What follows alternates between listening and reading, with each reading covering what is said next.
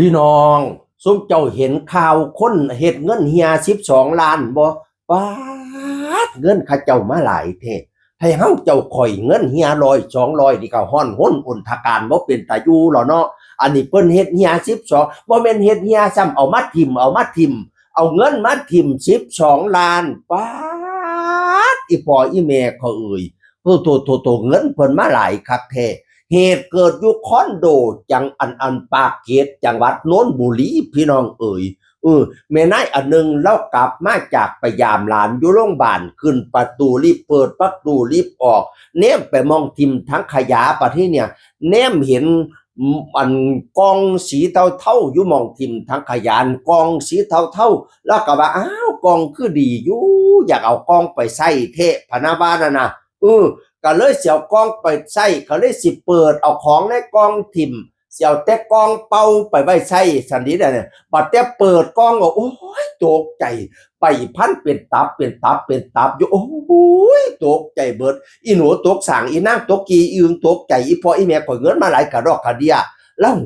ตกใจแล้วสิเฮ็ดจังไดก็เลยโทรเอิ้นน้องอยู่คอนโดนำมาเบิ่งเป็นพยานนำกันอีก2 คนพี่น้องถ่ายคลิปถ่ายรูปเก็บเป็นหลักฐานเรียบร้อยตอนแรกปุตุชนเนาะก็คิดอยากได้อยู่ว่าซั่นละว่านั่นคิดไปคิดมาโอ้ยบ่แม่นเงินเจ้าของมันสิเป็นทุกข์บัดหลังก็เลยพากันโทรแจ้งตำรวจพี่น้องเอ๋ยตำรวจก็เลยอายัดไปก่อนบัดทีเนี่ยบัดทีนี้พอแต่หมู่ข่าวเจ้าของก็เลยไปโรงพักไปบอกว่าเป็นเงินข่อยเองเป็นเงินข่อยเองเพิ่นนะว่านั่นน่ะเป็นที่ปรึกษาของกสทช.แล้วก็เป็นอดีตทนายความแล้วว่าห้องคอนโดแล้วก็อยู่ห้องเทิงไปอีกชั้นหนึ่งนั่นล่ะ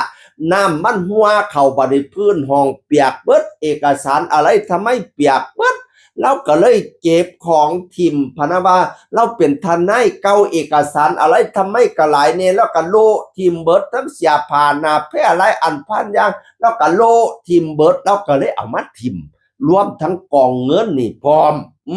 เราบอกเข้าใจเราลืมมันเป็นกองเงินแล้วเลยเอาไปทิมเบิดพนะว่านั่นน่ะผู้เก็บเงินใดผู้เก็บเงินใดแล้วก็ว่ากองก็บ่เห็นเปียกน้ำเด้ล่ะว่าฉันว่า บัดที่นี่ตอนเปิดฝาใหม่ๆแม่นอยู่เราเห็นเสียผ้าอยู่เทิงกองอยู่แล้วเอาเสียผ้าออกจังเห็นตอนเงินว่าซั่นว่านั่นน่ะตำรวจก็สอบถามสอบไปหลายอย่างหลายอันพันอย่างอยู่เป็นหยังคือเบิกเงินมาไว้หลายแท้ผิดวิสัยปกติคนธรรมดาสิเบิกหยังมาไว้ต้องว่า12 ล้านแล้วว่าอนาคตนั้นเราสิเล่นการเมืองแล้วก็เลยเบิกมาไว้ก่อนพะนะว่านั่นน่ะบัดนี้นี่กาเบิกแต่ปี63ป๊าดเบิกเงินมาไว้ต้อง4-5 ปีพี่น้องเก็บไว้ในคอนโดนั้นตลอดช่วงนึงนั้นบ่ได้อยู่ไปมาๆเลยให้คนมาอยู่2 ปีพะนะว่าให้มาอยู่แทนให้คนมาอยู่แทนในคอนโดน่ะ2 ปีป๊าดก็ย้อนเงินแล้วก็ยังเหลืออยู่คือเก่าให้ผู้อื่นมาอยู่2 ปีเงิน12 ล้านเขาบ่เคยเปิดกล้องเบิ่งได้ติพี่น้องคนมาอยู่ในห้องแทน2 ปีนั่นน่ะป๊าดมาดีแท้คนมาอยู่แทนก็ได้พี่น้องเอ้ยโอ้ยก็แม่นข่อยแล้วก็สิชอบเบิ่งบ่ ต้องว่า12 ล้านพะนะฟ้าพี่น้องเอ้ยแล้วเป็นทนายความเก่าแล้วเป็นที่ปรึกษากสทช.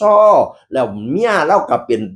ผอ.ปปช.พุ่นน่ะปราบปรามอีหยังบ่โตเต็มมันน่ะพี่น้องเอ้ยโอ้ยเนาะอ่อนซ้อนเงินเพิ่นแต่ตำรวจก็สิสอบสวนสืบสายเส้นทางเงินอะไรทำไมอยู่ว่าเป็นบ่ทันได้ว่าให้เที่ยเขาเจ้าก็สิสอบสวนอะไรทำไมไปหลายเติบอยู่เพราะว่าผู้อันไปแจ้งว่าแบบเจ้าของเงินก็สึกถอบเครียด3 ชั่วโมงจนว่าปวดหัวเบิดแล้ว สอบแล้วก็สิสอบเมียอะไรทำไมอีกโอ้ยบ่อ่อนซ้อนหยังดอกอ่อนซ้อนเงินเพิ่นมาหลายคักแท้ต้องว่า12 ล้านเอาไปทิ่มต้องบ่ฮู้เมียคิงนี่แหมผู้มีก็มีคักมีแน่ผู้บ่มีว่าซั่นตั้งแต่สิซื้อข้าวเกียเจ้าของก็บ่มีอีเมลข่อยเอ่ยสิล่ะเพิ่นว่าผู้กินพอหากผู้อยากพอตายให้ใหญ่ล้นให้น้อยบ่เต็มผู้รวยก็รวยเอาผู้ทุกข์จังหัวเหียดนี่พี่น้องเอ่ยเอาสู่ต่อไปเด้อผู้ใดบ่มีก็ได้พี่น้องเอ้ยสู่ต่อไปตราบใดยังมีลมหายใจอยู่เกิดเป็นคนก็ดิ้นรนต่อไปเฮาบ่มีมื้อหน้าเฮาก็สิมีคือเพิ่นดอก โอ้ยแม่น ล้านเดียวข่อยก็บ่ไปทิ่มหมื่นเดียวข่อยก็บ่ไปทิ่มที่ข่อยน่ะชวนนี่ไปทิ่มต้อง12ล้านเสียงอื่นคนเก่าเว้าสู่ฟังสวัสดีครับสวัสดีครับ